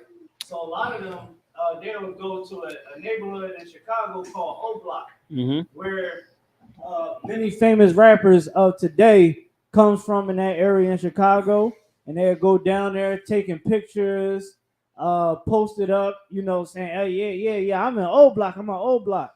You understand? Like it's a lot, sir. It's still happening to this day. That's crazy. Like, that's crazy. Like, what a spectacle. Go ahead. California in Compton. Yeah. Where Nipsey Hussle was killed. Mm-hmm. They going off the brother in the car.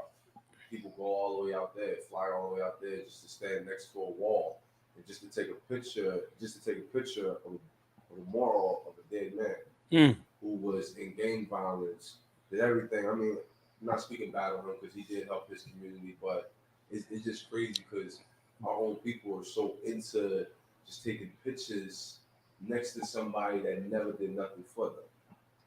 Nothing. Go ahead, you die. I could say something about Nipsey Hussle. Nipsey Hussle was a Hamite, sir. So God, he wasn't even one of us. Wasn't even one of us, sir. No. Yeah, ain't no sweat.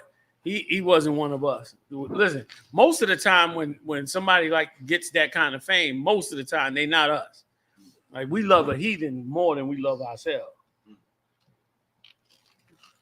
In many cases, people loved him. You know, that's on them. You know what I'm saying? The Lord loved his 12. And Nehemiah, he loved these 12 tribes. That's what he cared about.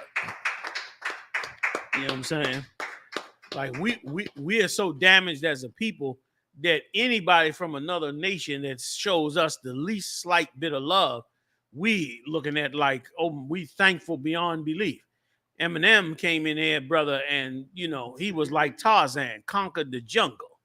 You know what I mean? Talking about his psycho mother and his daughter and all that, and acting crazy as a bed bug. Right. And they loved him beyond belief. And the record company loved him because, of course, they made that was like Eminem allowed white people to openly be able to love our music. They was loving our music, but they didn't want everybody to know they was loving our music. They wasn't playing it loud in the car. They wasn't they wasn't going all the way in it. But once Eminem came out, it was like, oh, okay, it's acceptable for white people.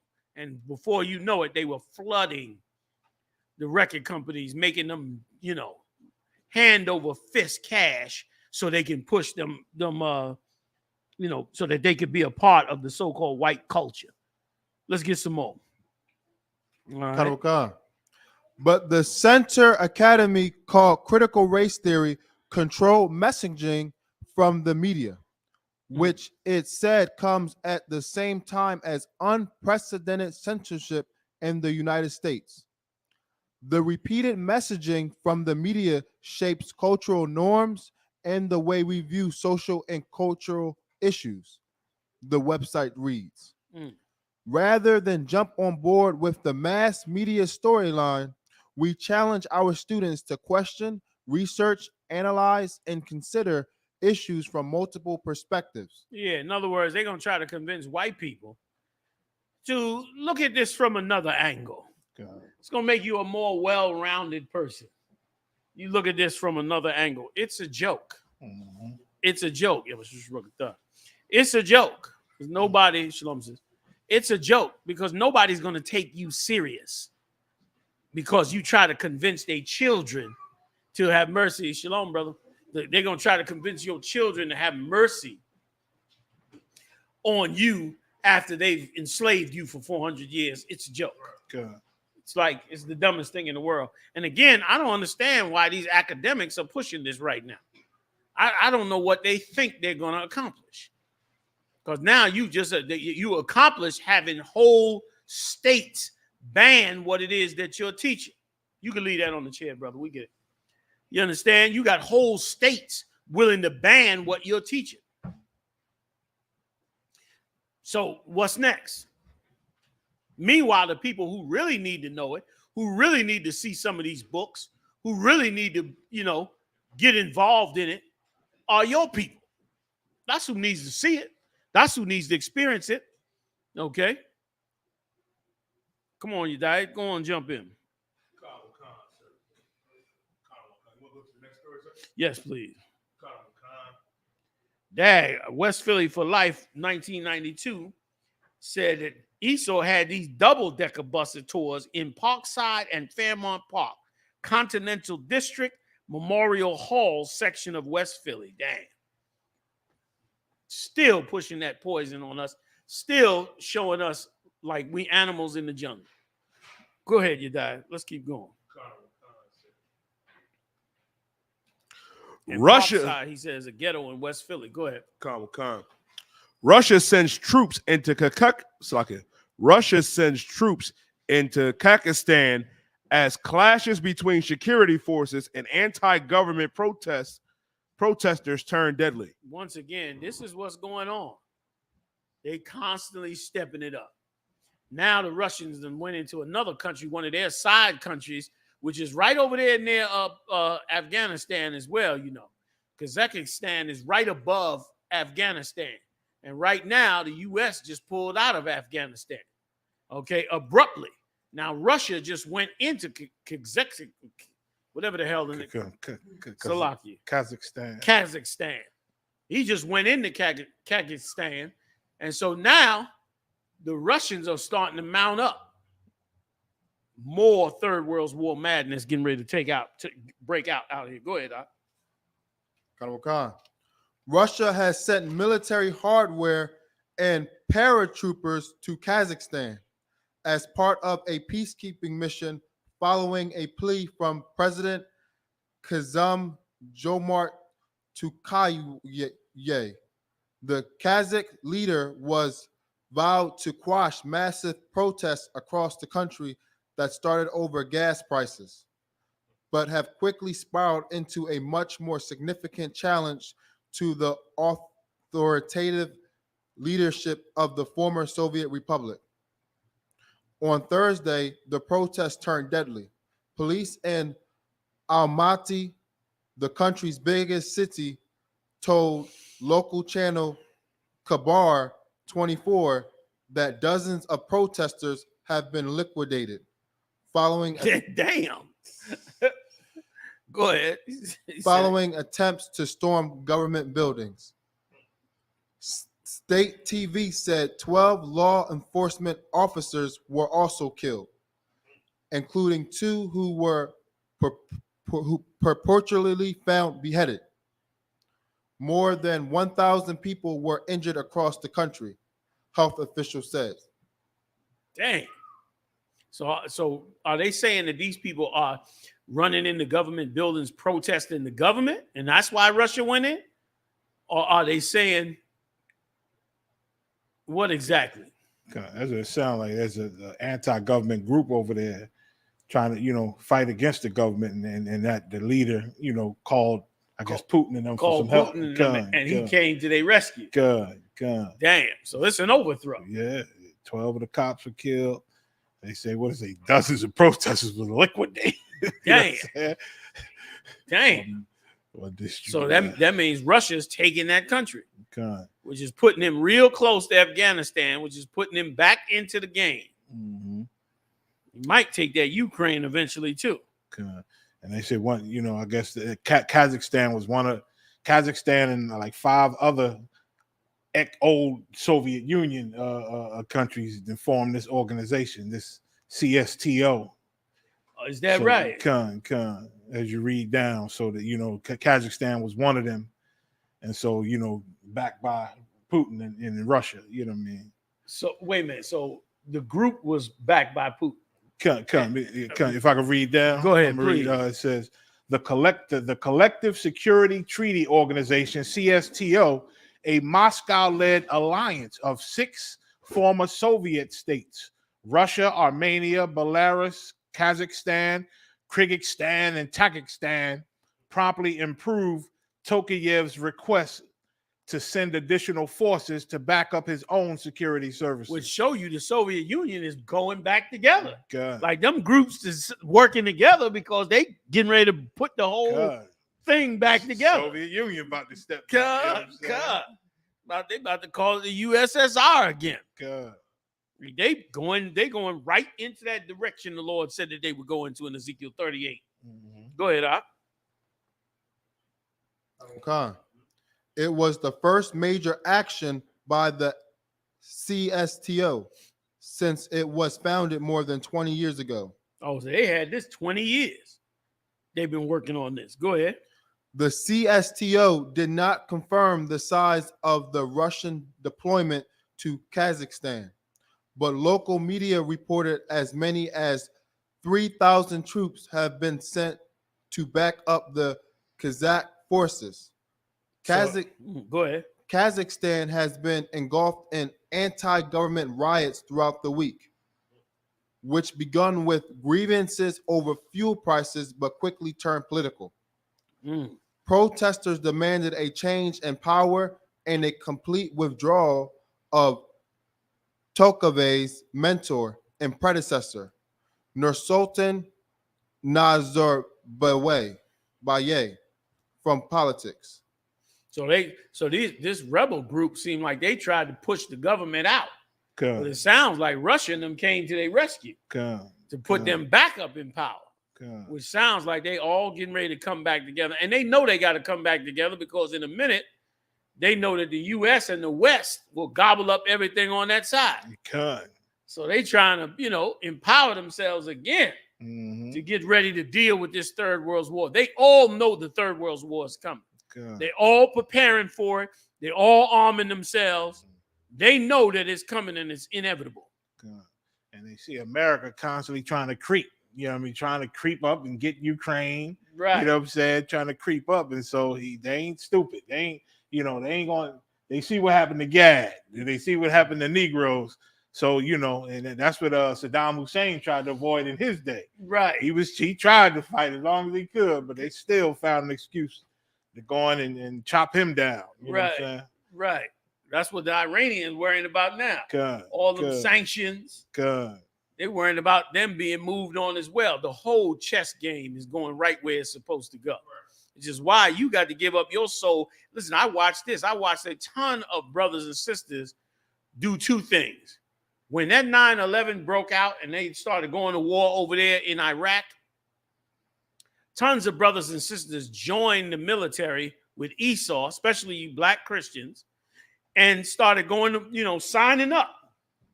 I remember driving in the South and seeing the recruitment offices packed with brothers and sisters in there.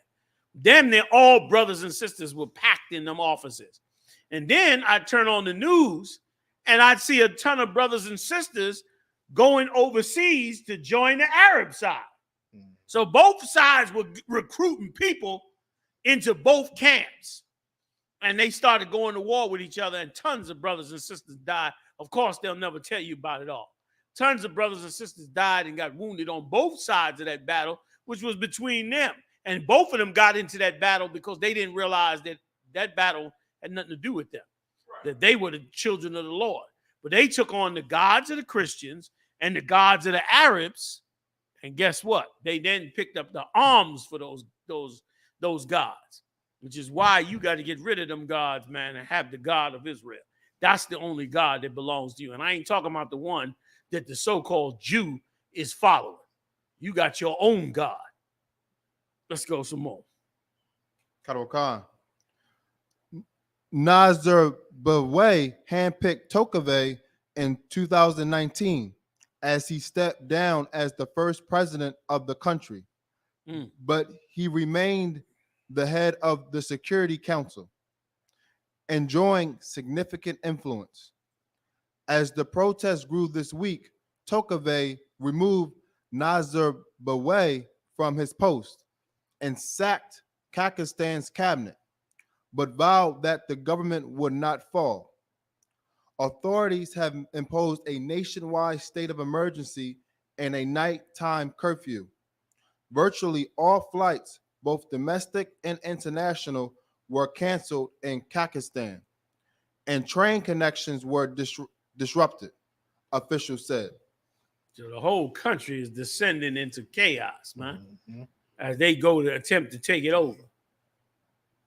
Get it on that? Let's keep going. What else you got?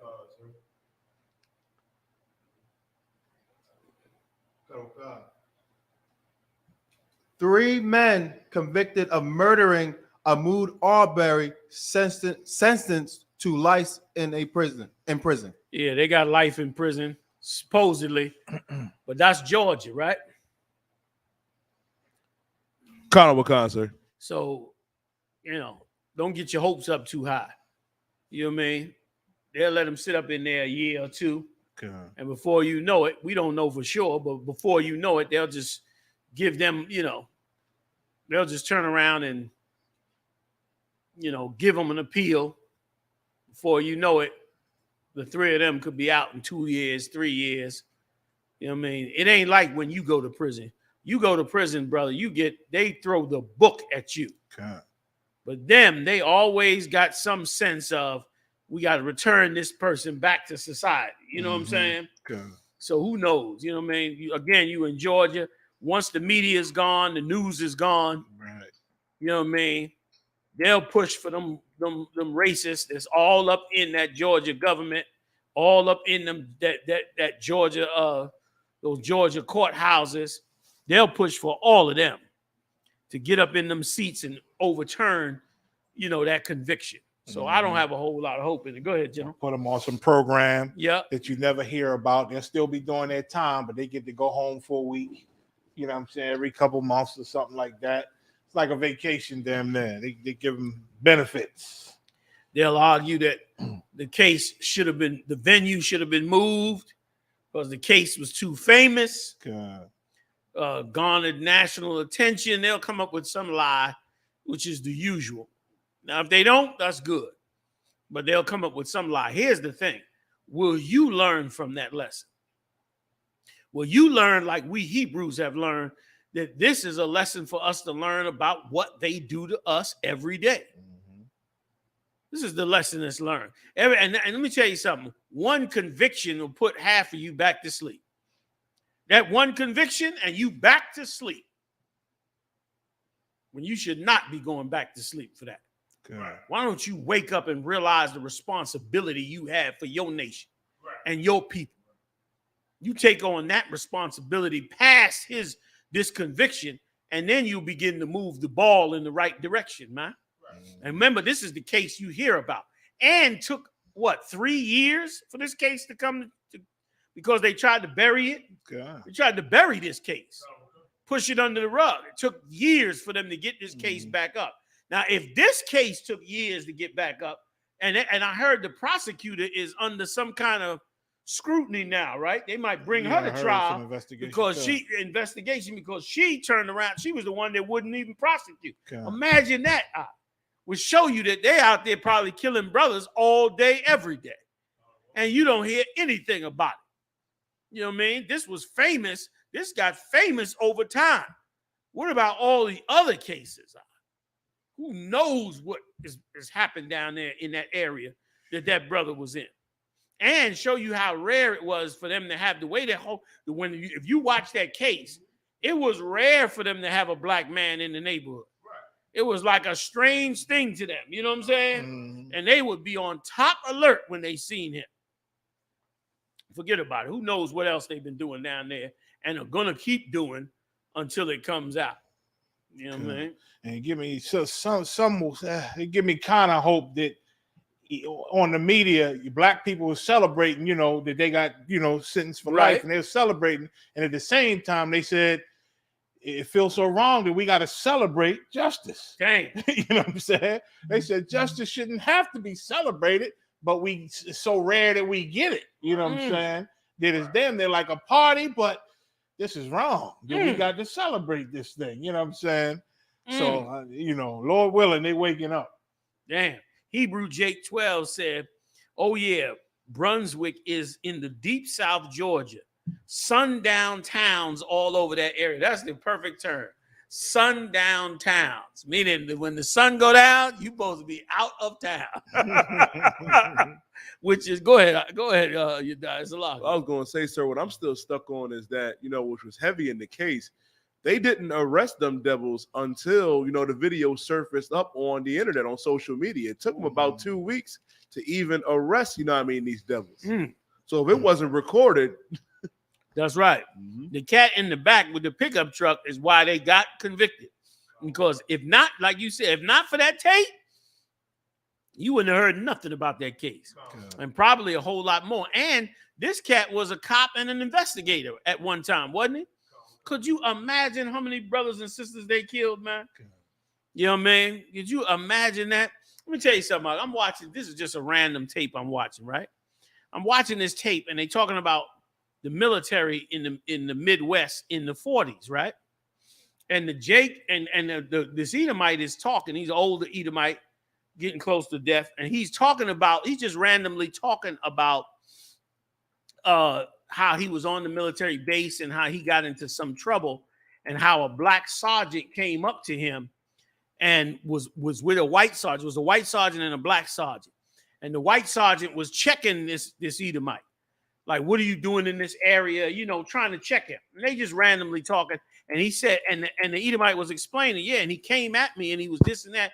And he said, and then the black sergeant jumped in and said, yes, yeah. He said, yeah, to the white sergeant, we could run him up to the brig or something like that. And he said, the Edomite is just randomly talking. He said, and he turned to the black dude and said, let me tell you something, nigga. My daddy used to drag your kind out to the desert and feed them to the animals out there. So I don't know what the hell you talking about. And the way this Edomite said it out was like this was something that they normally did in their family. How dare this nigga talk to him like that? Because they used to just drag y'all out to the desert and feed you to the animals. And he said it out. It was like chilling the way this cat said this. It was like he was so... This is what we use. This is how we used to live. So who knows what they doing in these little towns, man? Good. You understand? Good. Okay. Right. So that's it on that. Give me that next story. I definitely want to get into that. Last one, I think. Meek Mill on smoking weed every day. Big shout out to Meek Mills for coming out with this story. This is just breaking news. Go ahead, Al. I get depressed as soon as I get high. Well, finally, somebody came out and said the real deal. Mm-hmm. You getting high to escape life. And because you try to escape life, you get depressed after you get high. You get high trying to escape, and you realize you getting high trying to escape. And as a result, you get depressed. Go ahead. Just 2 months after announcing plans to take a break from social media, Meek Mill returned to Twitter this weekend to open up about how he feels when smoking weed. I smoke weed every day and get depressed as soon as I get high.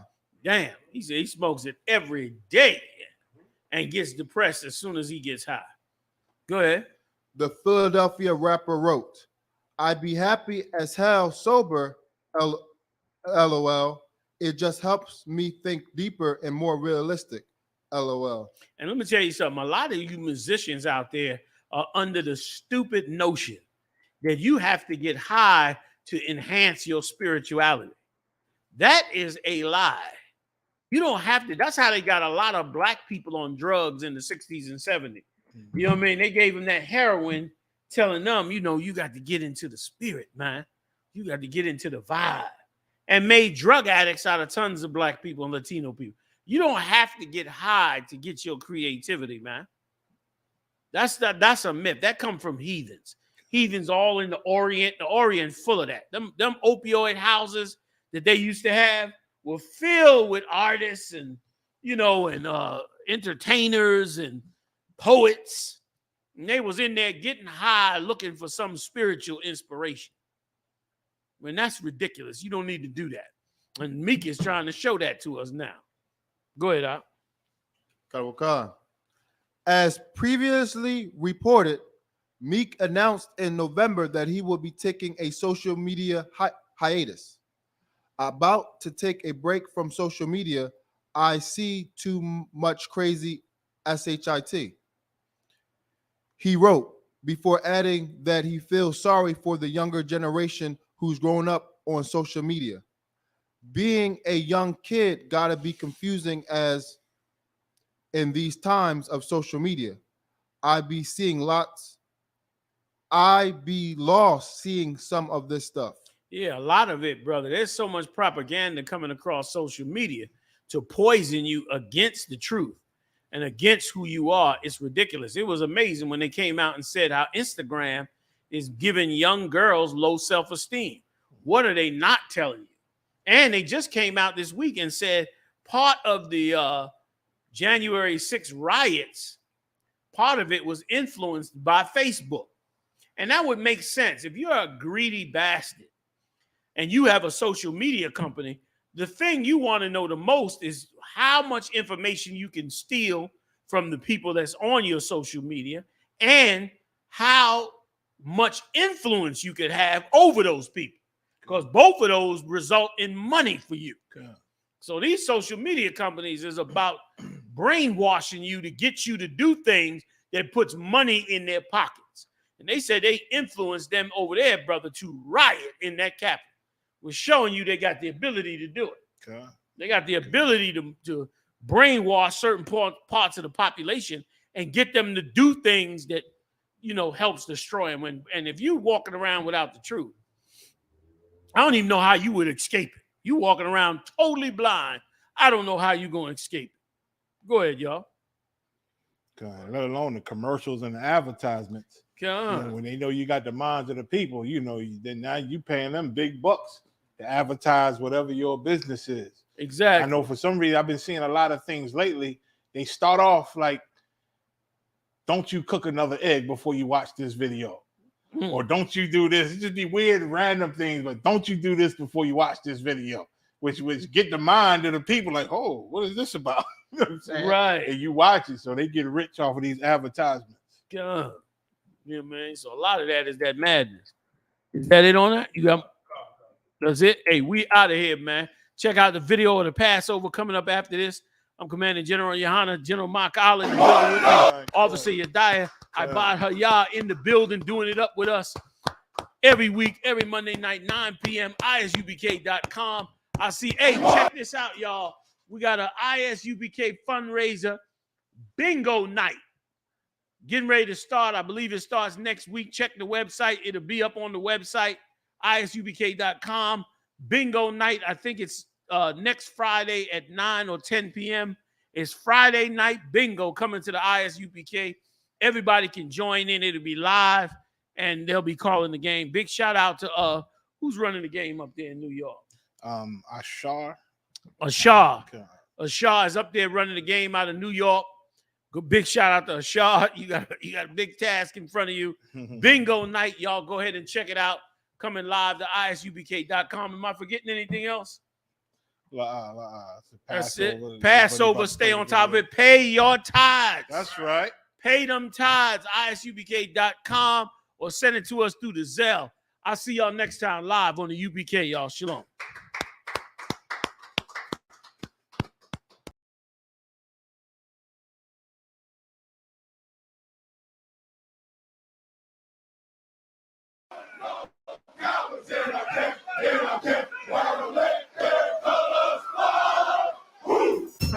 I.S.U.P.K. 53rd Annual Lord Passover.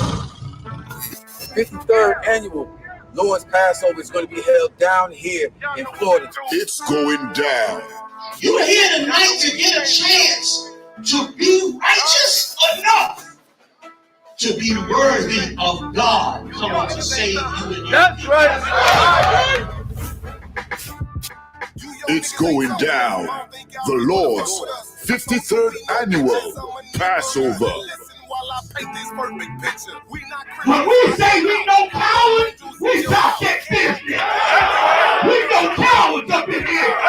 Book your hotels now at the Holiday Inn Express and Suites, the IHG Hotel, 301 Tucker Lane, Cocoa Beach, Florida, 32926. There's a lot of men down. You dealing with the menopause. We at war. I sided with the Lord. Come to all your dishes, pots, pans, forks, knives. I gotta like this. This is like an apartment in a hotel. You know what I mean? This here right here about to be holy ground. It's gonna be holy ground. All our beautiful, wonderful brothers and sisters from all over the world You understand? We can boast that now. Brothers and sisters coming not only from every state, but from all over the world. I heard the numbers this year is ridiculous. We had to buy out the whole hotel. Friday, April 15th at the Space Coast Convention Center. You cannot debate. You just want the clout. We just want the grades. I'm just trying to get it. This is going to be glorious.